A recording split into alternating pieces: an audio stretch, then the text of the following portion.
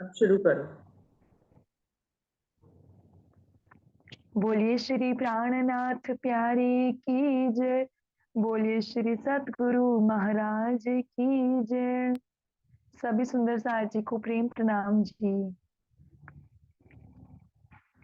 श्री खिलवत ग्रंथ का ये प्रकरण। अब तुम निकसो नींद से आए, पहुंची सरत। अब तुम निकसो नींद से आए, पहुंची सरत। कॉल किया थाकने, सो आई क्यामत। कॉल किया थाकने, सो आई क्यामत। अब तुम निकसो नींद से आए, पहुंची सरत। आए लैल के खेल में, लेने अर्श लज़्ज़त हो। सुख साचे झूठे दुख में, लेने को बखत। लेने को बखत। अब तुम निकसो नींद से आए, पहुंची सरत। कॉल किया थाकने, सो आई क्यामत। ऐ खेल तो जरा है नहीं, सब है अर्स का सम। बैठे इत ही जागे, उठो अर्श में तुम हो। उठो अर्श में तुम।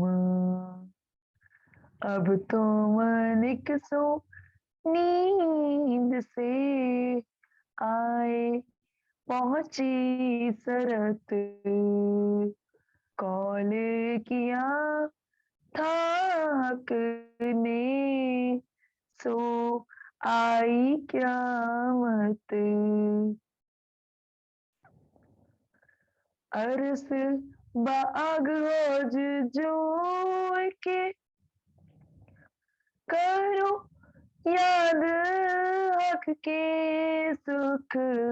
जो पेड़ झूठे ख्वाब का, उड़ जाए सब दुख हो। उड़ जाए सब दुख। अब तुम निकसो नींद से आए, पहुंची सरत।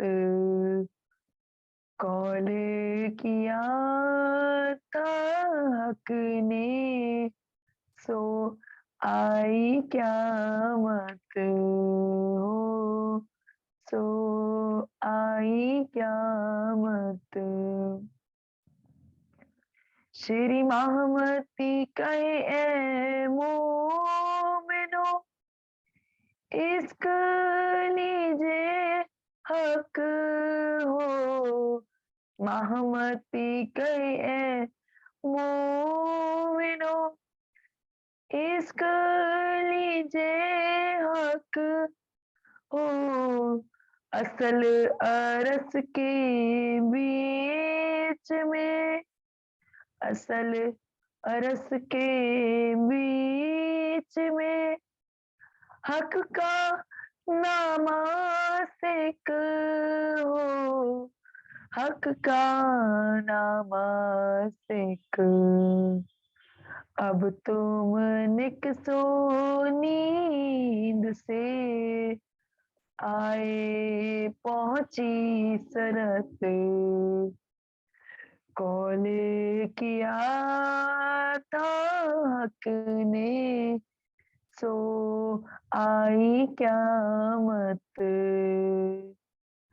कौले किया था हक ने सो आई क्यामत, हो सो आई क्यामत। बोलो श्री प्राणनाथ प्यारे की जय, बोलो श्री सतगुरु महाराज की जय। सभी सुंदर साथ जी को प्रेम प्रणाम जी। प्रणाम जी। प्रणाम जी दीदी। प्रणाम जी हरीश भाई जी, धन्यवाद चित्रांश जी। शुरू करते हैं सुंदर साथ जी। प्रथम लागू दुई चरण को, धनी ना छुड़ाइयो खेन, लाख तली लालिनिया मेरे जीव के ही जीवन, इन पाओ तले पड़ी रहूं, धनी नजर खोलो पातून, पलना वालों निरखु नेत्रे मेरे जीव के ही जीवन, मेरे जीव के ही जीवन। श्री बंदो सतगुरु चरण को करु सुप्रेम प्रणाम, अशुभ हरन मंगल करन धनी श्री देव चंद्र जी नाम, श्री प्राणनाथ निज मूल पति श्री मेहराज सुनाम, तेज कुंवर श्यामा युगल जिको पल पल करू प्रणाम, पिया जी को पल पल करू प्रणाम।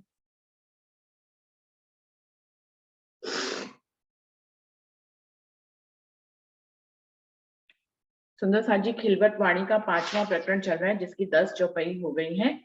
रूहों को कुदरत दिखाई हक ने। राजी महाराज ने अपने परमधाम की ब्रह्म सृष्टियों को ये कुदरत माया का खेल दिखाया है।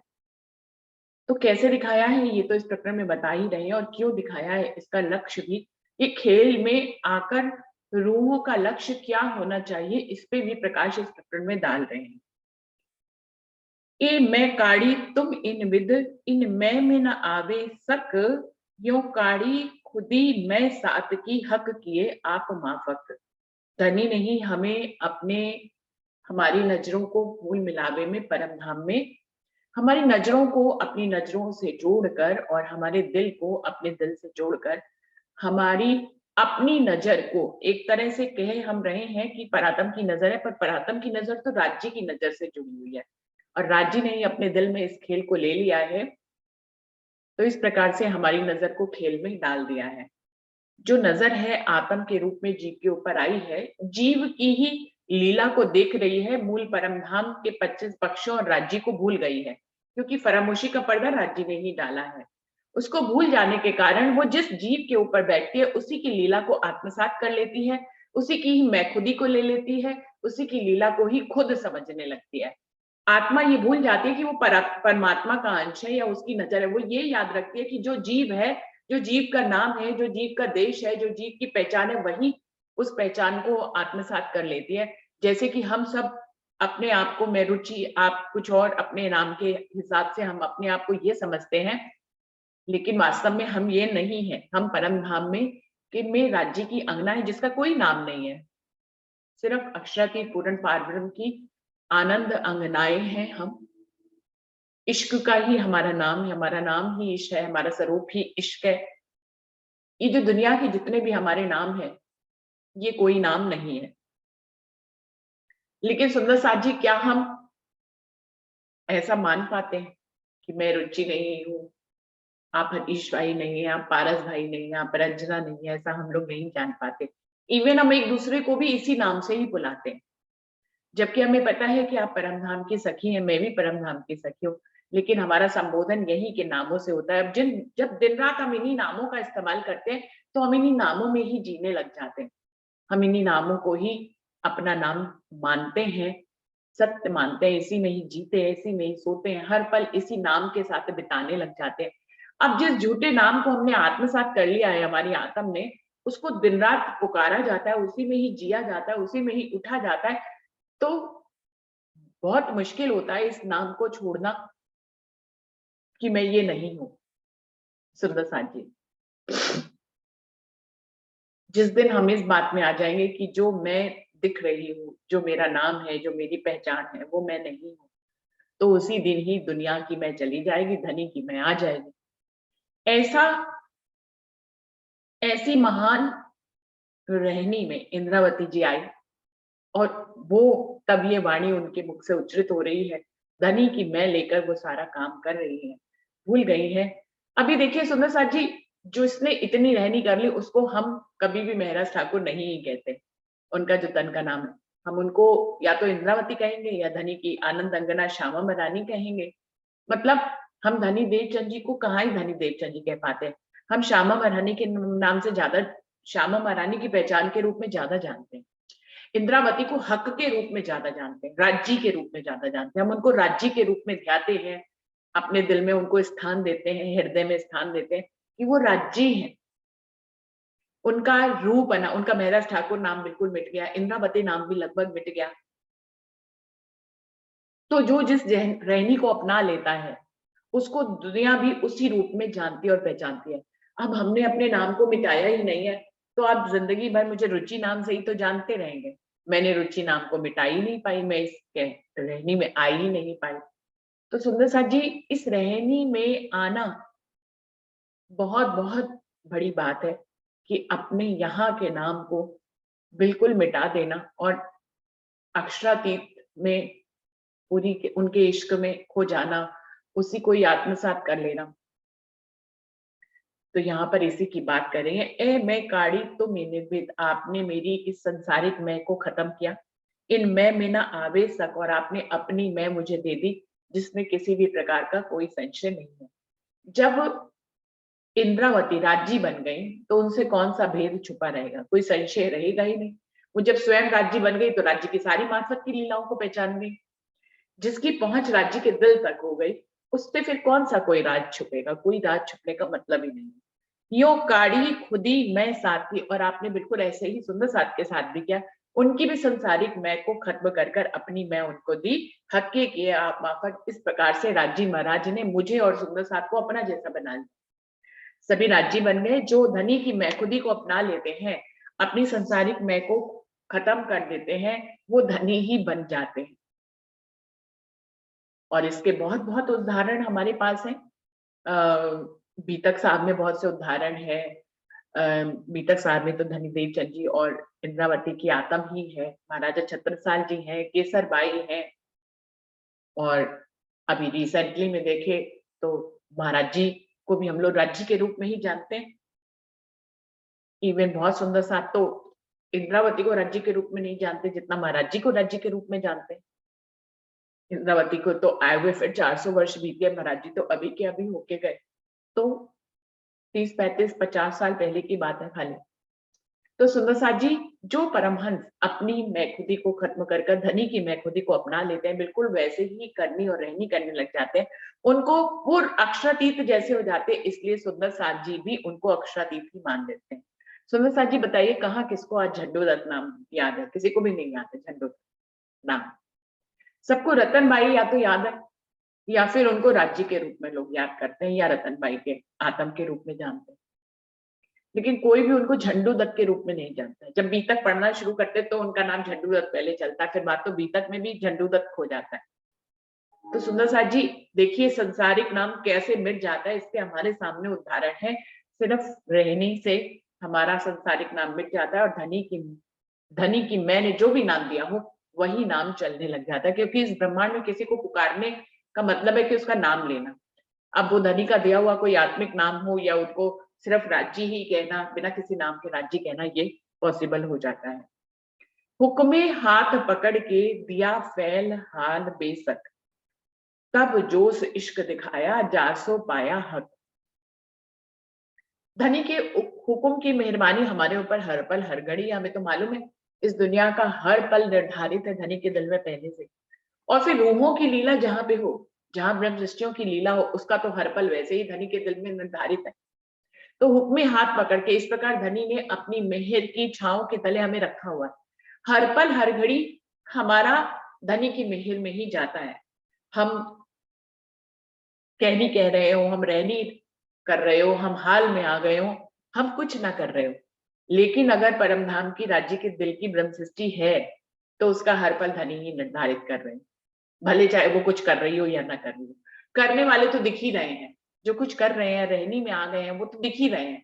वो तो हमें निशंक रूप से मालूम है कि वो धनी के ही मेहर की छांव तले हैं, वो धनी नहीं उनका हर पल निर्धारित किया हुआ है। लेकिन हमें संशय उनके ऊपर उत्पन्न हो सकता है कि जो कुछ नहीं कर रहे, तो उनको उनका हर पल हर धन, वो धनी की मेहर के नीचे है, वो धनी उनका हर पल निर्धारित कर रहे हैं, उसमें संशय होता है। लेकिन सुंदर साथ जी उसमें भी कोई संशय करने वाली बात नहीं।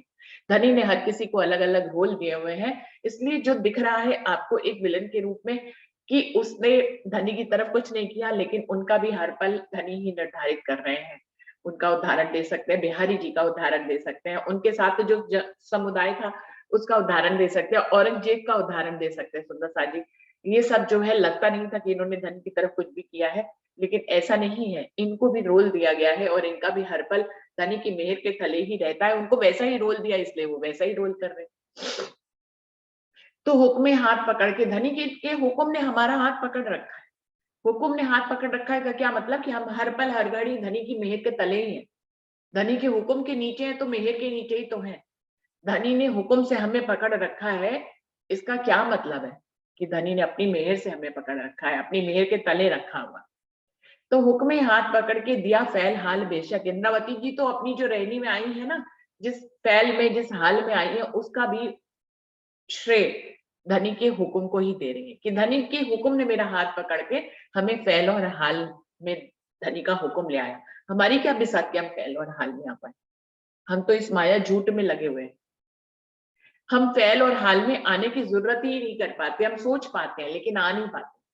धनी का हुक्म पारित हो जाता है तो एक पल में आ जाते हैं। तो कह रहे हैं हुक्म हाथ पकड़ के दिया फैल हाल बेशक। अपना फैल अपना हाल में ले आए धनी, इस बात में कोई संशय नहीं है। धनी के हुक्म के तले ही मैं फैल और हाल में आ पाई, मैं अपने आप से कुछ नहीं कर पाई। तब जोश इश्क दिखाया, और जब फैल और हाल में धनी ले आते हैं तो अपना इश्क और जोश, फिर वो उनका इश्क और जोश भी पीछे पीछे आ जाता है। तो धनी के इश्क और जोश को देखने के लिए फैल और हाल में आना ही पड़ता है, और फैल और हाल में हुक्म के बिना नहीं आया जा सकता है। जासो पाया हक, जब इश्क और जोश काम करने लग जाता है जिस तन में, वो फिर धनी को पा लेता है। जासो पाया हक, तब जोश इश्क दिखाया जासो पाया। फिर धनी ने पहले तो अपने हुक्म से मुझे फैल और हाल में ले आए धनी, फिर उन्होंने अपने इश्क और जोश से अवगत कराया, उसको दिखाया। और जब रूह उनके इश्क और जोश में निर्वाह करने लगी तो धनी खुद ही उसको मिल गए, क्योंकि इश्क जब आ गया तो धनी पीछे नहीं जाएंगे। धनी और इश्क तो एक ही है, पहले इश्क के रूप में दिखता है, फिर स्वयं अक्षरातीत अपने रूप में दिखते हैं। अक्षरातीत ही तो इश्क का स्वरूप है। जब जोश और इश्क आ गया तो फिर धनी को तो मिलना कोई दूरी नहीं रह गया, इश्क तक पहुंच गया मतलब धनी तक पहुंच गया। जोश हाल और इश्क ए आवे न फैल हाल बिन, सो फैल हाल हक के बिना बख्शीश ना पाया के। देखिए अगली चौपाई में फिर वही बात कह दी है कि जोश हाल और इश्क, धनी का इश्क, धनी का जोश और धनी का हाल, धनी की रहनी में रहना, ये आवे ना फैल हाल बिन, जब तक रूह कहनी से रहनी में नहीं आएगी, उसका हाल बदलेगा नहीं, तब तक वो इश्क जोश को नहीं प्राप्त कर सकती। सो फैल हाल हक के बिना बख्शीश ना पाया के, लेकिन उस फैल में उस हाल में धनी की रहनी में आना धनी की बख्शीश के बिना पॉसिबल ही नहीं है। बिना बख्शीश ना पाया के, कोई ना कहना कि मैंने धनी की बख्शीश के बिना जो है उनकी रहनी प्राप्त करनी। धनी की रहनी में आना धनी की मेहर के बिना, उनकी बख्शीश के बिना, उनकी रहमत के बिना और उनके हुक्म के बिना नहीं हो सकता सुंदर साथी। वैसे तो कोई काम धनी के हुक्म के बिना नहीं हो सकता, लेकिन ये तो इंद्रावती बार बार हमें याद दिलाती है, हर बात को धनी के हुक्म के ऊपर डालकर या उनकी मेहर के ऊपर डालकर वो याद दिलाती है। वैसे तो हम जो वाणी मंथन करें ये भी धनी के हुक्म के बिना नहीं हो सकता, उनकी बख्शिश के बिना नहीं हो सकता। आजकल मौसम इतना ठंड का हो गया है सुंदर साथ जी, रोज सुबह आप अलार्म भी लगाओ, अलार्म बजने के बाद भी, मैं अपनी बात बता रही हूँ, मन जो है आपका रोज ही कुछ ना कुछ बात कहता रहता है, कहता मत उठो मत उठो मत उठो, ठंड इतनी ज्यादा है, तबीयत थोड़ी खराब है, आज बड़ी मुश्किल से उठ पाई, रात में ही थोड़ी सी तबीयत खराब थी तो सुबह बार बार मन कह रहा था कि तबीयत खराब है मत उठो, वो बोलता ही चला जाता है, आप उसको कितना भी मना करो वो मानता ही नहीं, वो उसी लाइन को दोहराता चला जाता है। ये हमारे मन की कहानी है। सोते में भी दृष्टा बन के मन को देख रहे थे कि मन गड़बड़ कर रहा है, मन गड़बड़ कर रहा है, उठने नहीं दे रहा, उठने नहीं दे रहा, मन के अधीन हम हो जाते हैं। मन जो कहता है उसी को सत्य मान लेते हैं, मन कह रहा है आप बीमार है तो बस हम इसी को ही सत्य मान लेते हैं। और जब आप उठ जाओ, लाइट वाइट जला दो, आंखें जो है नींद में होती हैं वो एकदम से खुल जाती हैं, और जैसे ही आपने पानी की छींटे वीटे मार दी तो एहसास होता है कि अब तो बिल्कुल फ्रेश है, बिल्कुल बीमार नहीं है। बेकार ही मन की सुन रहे थे, ना उठते तो गड़बड़ हो जाती। तो सुंदर साथ जी ऐसा हमारा मन है, हम हर पल हर घड़ी मन के अधीन ही रहते हैं, लेकिन हमें रहना किसके है? हुक्म के अधीन, धनी की बख्शिश के अधीन रहना है, उनकी मेहर के अधीन रहना है, मन को पीछे छोड़ना है। यही तो परीक्षा है हमारी यहाँ पर। हर पल हर घड़ी जब मन घुड़पेच करे, जब मन तुम्हें हराने की कोशिश करे, तुम्हें धनी की बख्शिश से उस पल में जीतना है, और ये युद्ध पूरे जीवन चलता है, हर पल हर घड़ी चलता है, पूरे जीवन चलता है। हमें अपने मन को हराना होता है और धनी की बख्शिश और मेहर को जीतना ही होता है। सो फैल हाल हक के बिना बख्शीश ना पाया किन, वो रहनी धनी की रहनी में कोई रूह बिना धनी की बख्शीश के नहीं आ पाती, और जब वो धनी की रहनी में आती है तो उसको धनी का इश्क और धनी का जोश मिल जाता है, और जब धनी का जोश और इश्क मिलता है तो धनी ही मिल जाती है। कलाम हक जुबान के तिनका कहूं विवेक, एक कहनी से कायम हुआ दुनी पाया हक एक। कह रहे हैं कलाम हक जुबान के, ये जो धनी के कलाम है, ये जो हमारी ब्रह्मवाणी है, जो धनी के आवेश से इस दुनिया में आई है, जिसका हम रोज रोज मंथन करते हैं, कलाम हक जुबान के, ये कौन है? इनको श्यामा महारानी की दसना कहा गया और धनी के कलाम कहा गया। कलाम हक जुबान के, धनी की जुबान के कलाम है, ये धनी के रसना है। हम कहते तो हमें मीठे शब्द सुनाओगे, जिस दिन कानों में हमारे वो बोलेंगे हमें बड़ा आनंद आएगा। हम आनंद इंतजार करते हैं धनी के मीठे मीठे बातों का, मीठे मीठे शब्दों को सुनने का। तो सुंदर साथ ये तो प्रत्यक्ष धनी के ही तो शब्द हैं, ये धनी की ही रचना है, ये श्यामा महारानी की रचना है। ये रचना श्यामा जी की पिलावत रस रब का, धनी के रब के जो है रस को पिलाने वाली ये रचना है।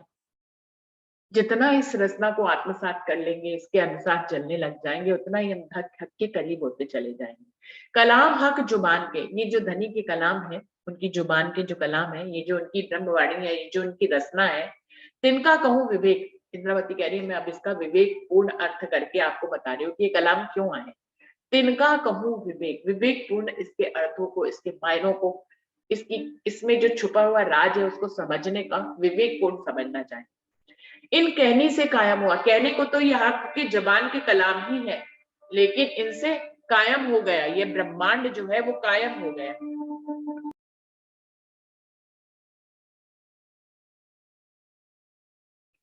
ये वो कहनी है, कहने को तो धनी की कहनी है, धनी की रचना है, लेकिन इससे पूरा ब्रह्मांड अखंड हो गया।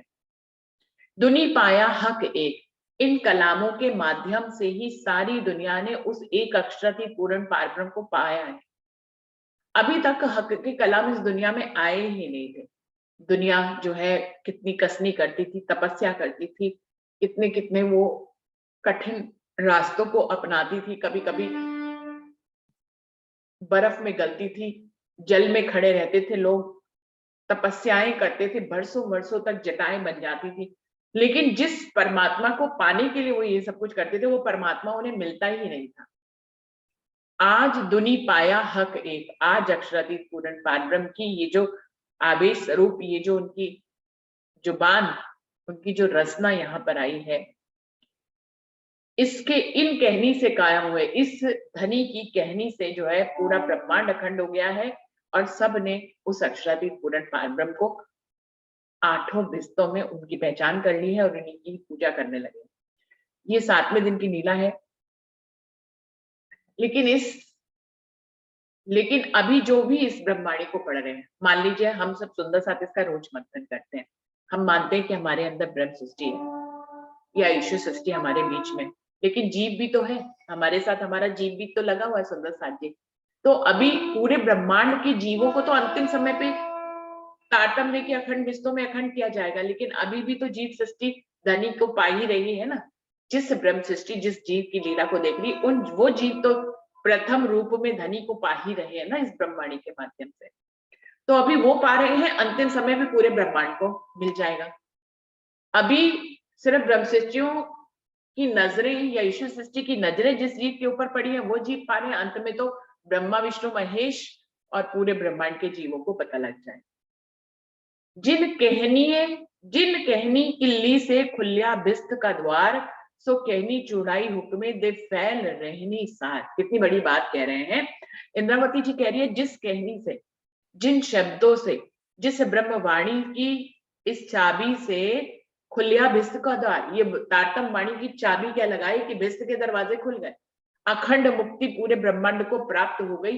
ये ऐसी कहनी है, ऐसी कहनी जिससे भिस्त का द्वार खुल गया। सो कहनी छुड़ाई हुक्म में, लेकिन धनी ने अपने परम धाम की ब्रह्म सृष्टियों को अपने हुक्म से इस कहनी से भी छुड़ा दिया। दे फैल रहनी सार, उनको इसकी अगली अवस्था में पहुंचा दिया। उनके अंदर रहनी अपने हुक्म से धनी ने डाली है। तो सुंदर साथ जी कहनी छुड़ाने का मतलब ये है, सो कहनी छुड़ाई हुक्म, धनी ने अपने हुक्म से इस कहनी को छुड़ा दिया, इन शब्दों से हमें छुड़ा दिया। तो ब्रह्मवाणी आई तो यही कई शब्दों में है ना सुंदर साथ जी। तो ये कहने का क्या तात्पर्य है कि कहनी छुड़ाई दे फैल रहनी सार, क्योंकि इस कहनी के पीछे जो सार तत्व छुपा है कि इस कहनी को सुनकर समझकर इसका मंथन कर कर विवेकपूर्ण ढंग से फिर इसमें जो सार छुपा हुआ है उसको जीने लग जाना है, यानी कि अगली अवस्था में आना है। जितनी भी पढ़ाई होती है उस पढ़ाई को इम्प्लीमेंट करना, पढ़ाई को सिर्फ शब्दों में जानने से तो कोई उत्तीर्ण नहीं होता है ना। जब उस पढ़ाई को हम जीवन में इम्प्लीमेंट करते हैं तो हमें सफलता मिलती है सुंदर साथ जी। बिल्कुल ऐसे ही इस वाणी को पढ़ते ही रहना जीवन भर। कोई 30 साल से पढ़ रहा है, कोई 50 साल से पढ़ रहा है। कई बार एक मतलब मेरे जो कमल भाई जी जो कल आए थे, वो अक्सर कहते कितनी वाणी पढ़ते हो, वाणी पढ़ पढ़ के ही पूरा जीवन बिता दिया है। तो वो ये नहीं कहते कि रहनी में नहीं आते, क्योंकि वो खुद रहनी में नहीं है इसलिए ये नहीं कहते, लेकिन कहते हैं कि कितना वाणी मंथन करते हो, कितने टॉपिक्स पे बोलते हो। कोई टॉपिक उनको अच्छा लगता है तो वो खुद भी कहते हैं कि मैं भी इस पे बोलना चाहता हूँ, तो आते हैं। लेकिन वो एक बात अक्सर कहते हैं कि कितने वर्षों से आप लोग वाणी मंथन कर रहे हो, तो अब थोड़ा सा आगे बढ़ो, ऐसा कहती। तो वही कभी कभी धनी की ये पुकार सुनाई देती है कि वाणी मंथन कितना कर रहे हो, अब थोड़ा सा आगे बढ़ो, यानी कि रहने में आना ही इसका लक्ष्य है वाणी मंथन का। अगर हम सिर्फ वाणी मंथन ही करते रहें, जीवन भर इन वचनों को सुनते ही रहेंगे, इन पे चलेंगे नहीं, तो सुनना भी बेकार ही हो जाता है। और सुंदर साथ जी यहाँ पर इस अवस्था पे हम सब अपने आप को फेल पाते हैं, लगता है कि उत्तीर्ण ही नहीं हुए। धनी के दिल के राजों को इतना गहराई से जानने के बाद, इतना मंथन करके इतनी गहरी गहरी बातों को सुंदर साथ जी खोलते हैं सब मिलके, और फिर जो है रहनी में ना आ पाए तो ये सबसे बेकार बात हो जाती है। लगता है कि लक्ष्य तक तो पहुंचे नहीं, इतना सब कुछ मंथन करने का क्या फायदा यदि हमारे अंदर व्यक्तित्व में रहनी नहीं आई। तो रहनी आना बहुत जरूरी है, लेकिन सुंदर साथ जी इस दुनिया में रहकर रहनी में आना भी बहुत कठिन है, इतना आसान नहीं है रहनी में आना। हमने कह दिया, सबने सुन लिया, सबने कह दिया, मैंने सुन लिया, तो बहुत बहुत मुश्किल है। कहते ही रहते हैं जीवन में, कहनी इस वाणी मंथन को करना तो बहुत बहुत सुंदर साथ कर रहे हैं, कह रहे हैं, इसके अर्थ खोल रहे हैं, गहराइयां खोल रहे हैं, लेकिन रहनी में आना बहुत बहुत जरूरी है।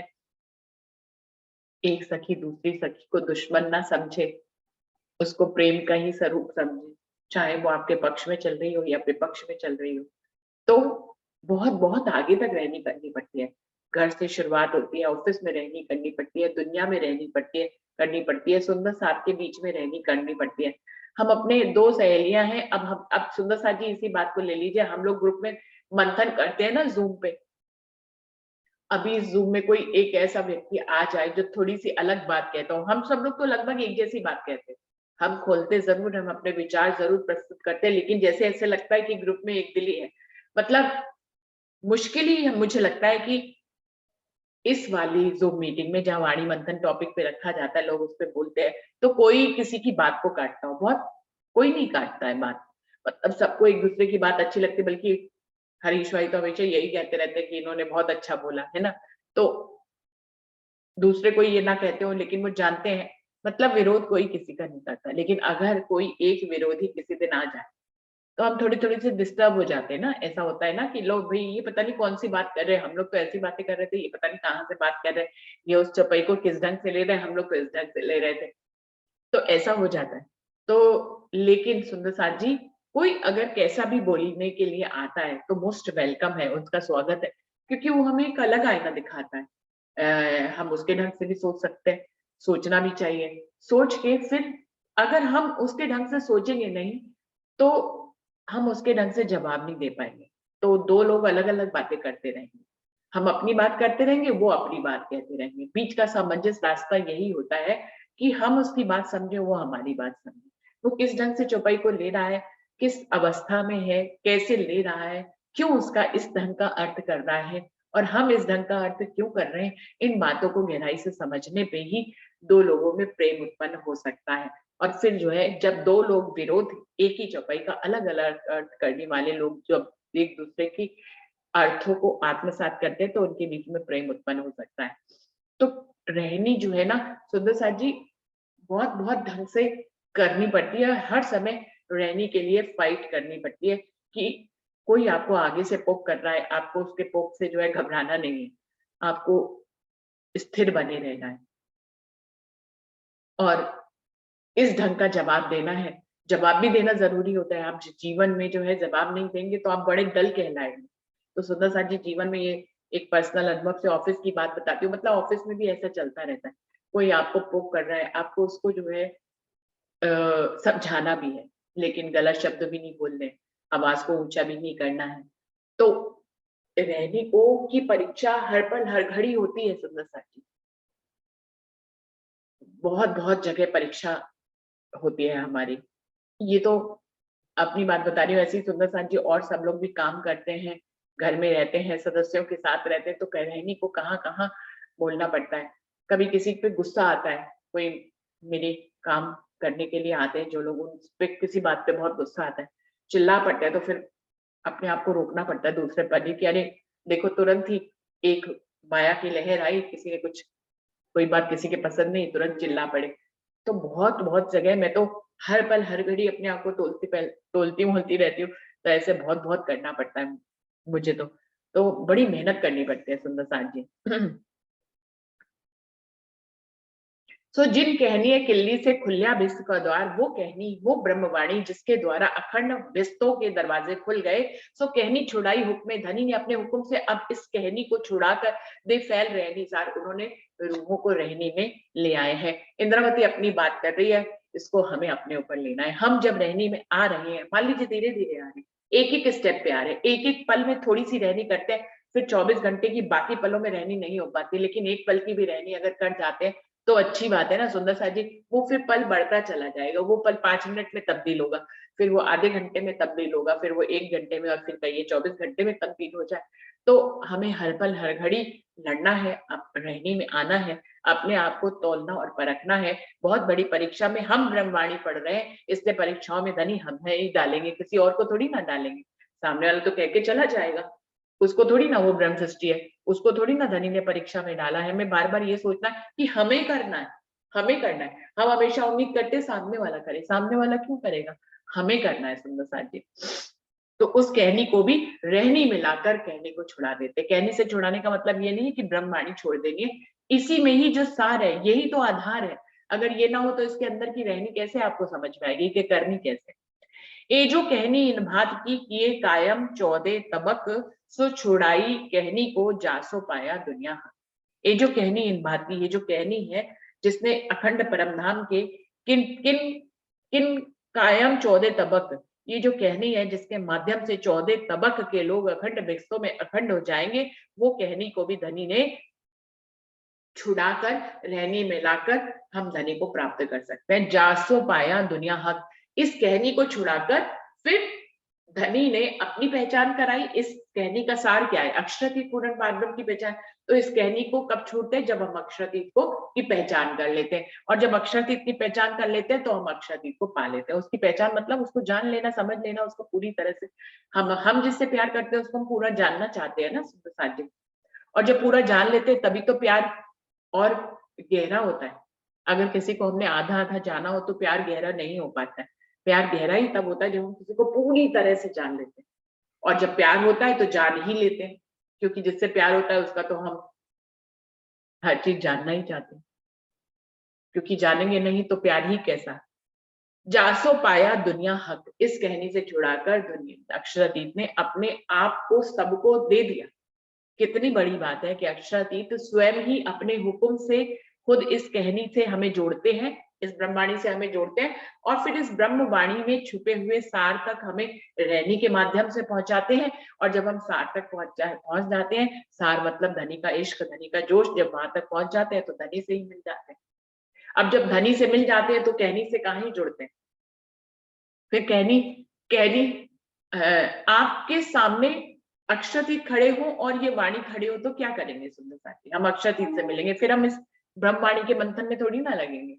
अभी ब्रह्मवाणी के मंथन में लगे क्योंकि अक्षरातीत तक पहुंचना है। और जब अक्षरातीत सामने खड़े हो और ब्रह्मवाणी भी खड़ी हो तो फिर क्या ही करेंगे? फिर अक्षरातीत से मिलेंगे, फिर ब्रह्मवाणी से थोड़ी ना। फिर तो ब्रह्मवाणी उन्हीं का ही तो रूप है। हम अक्षरातीत से मिल लिए तो ब्रह्मवाणी के माध्यम से ही तो मिले। तो यही बात यहाँ पे कह रहे हैं। इसका मतलब ये नहीं है कि ब्रह्मवाणी से छूट जाना है, ये अर्थ बिल्कुल भी नहीं लेना है। ब्रह्मवाणी ही हमें अक्षरातीत तक पहुंचाएगी, और जब अक्षरातीत तक हम पहुंच जाएंगे तो ये मंजिल है, ये एक सीढ़ी है। ब्रह्मवाणी हमें अक्षरातीत के लक्ष्य तक पहुंचाती है। तो हम जब अक्षरातीत के लक्ष्य तक पहुंच जाएंगे तो पहली सीढ़ी को पार करके ही तो पहुंचेंगे। अगर पहली सीढ़ी हुई ना तो अक्षरातीत के लक्ष्य तक पहुंचेंगे ही कैसे? अक्षरातीत के लक्ष्य तक पहुंच जाते तो पहली सीढ़ी अपने आप ही छूट जाती। जो सुंदर साथ रहने में आ जाते हैं वो कितना ही कहते हैं, कहनी छूट जाती है ना सुंदर साथ जी। फिर अगर जो कहनी उनसे कहलवाई भी जाएगी, धनी का हुक्म जो कहनी उनके मुख से शब्द कहलाएगा वो अक्षरातीत के स्वरूप श्रृंगार के ही होंगे, उनके 25 पक्षों के होंगे। उसमें क्या ही मंथन करना है? जब अक्षरातीत पे पहुंच गए, अक्षरातीत को जान लिया, पहचान लिया, फिर क्या मंथन करना है सुंदर साथी? जब तक पहुंचे नहीं तब तक मंथन करते रहना, तब तक इसी सीढ़ी पे खड़े रहेंगे ना हम सब। जासो पाया दुनिया हक, सो छुड़ाई कहनी को जासो पाया दुनिया हक। फिर कहनी से रहनी पे, धनी पे आना। इन चौपाइयों को बहुत बहुत आत्मसात करना है। ये जो अभी चौपाइयां आज की चली हैं या कल चलेंगी, इनको बहुत बहुत आत्मसात करना है, क्योंकि इसमें सारी बात कहनी से रहनी के ऊपर कही है। तो साथ यही हमारा लक्ष्य होना चाहिए।